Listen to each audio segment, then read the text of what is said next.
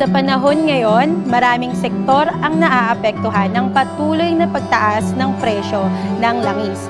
Lalong-lalo na po ang ating mga jeepney drivers at mga tricycle drivers na patuloy na umaasa at pumapasada para sa kanilang mga pamilya.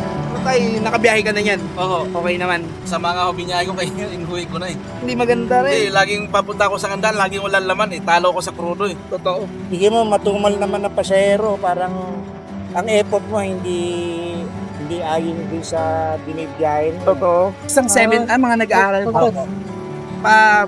Tatapo eh, no? So, talagang kailangan pa talaga natin kumayot. Kaya tuloy lang po.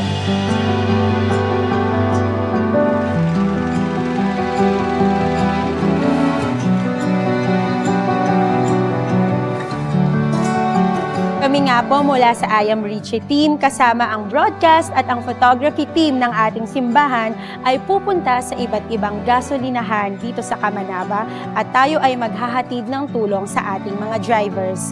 At tayo na po ang sasagot ng kanilang mga gasolina. Samahan niyo po kami.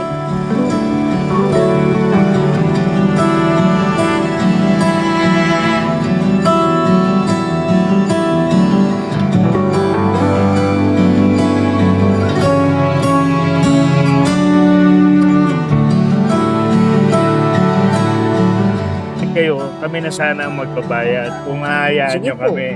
Kami na magbabayad, balik mo sa kanya yung pera niya. Pagkakalog po sa inyo po, kami na po magabayad na galing po sa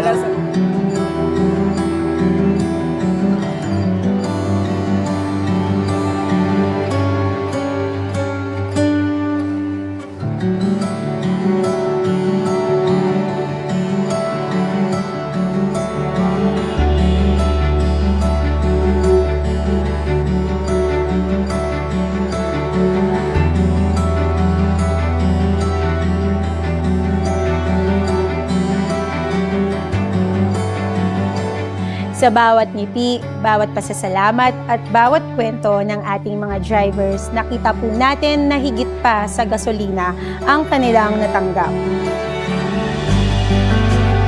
Na lang ang pag-ibig ng Diyos sa buhay sa bawat isa sa atin na kung sino mang mananampalataya sa Panginoong Hesus ay magkakaroon ng buhay na walang hanggan.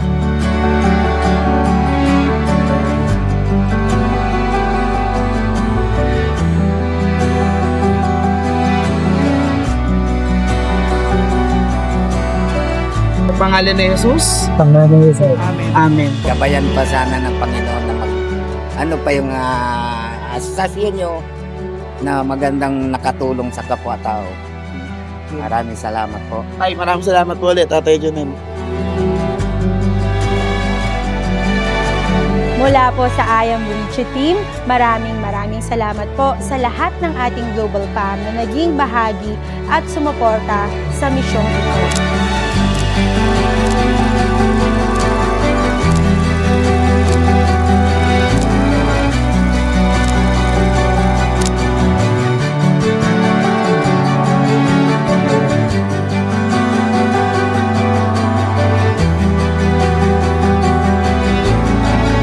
Patuloy po tayong maging daluyan ng pag-asa, hindi lamang sa salita, kundi pati sa gawa.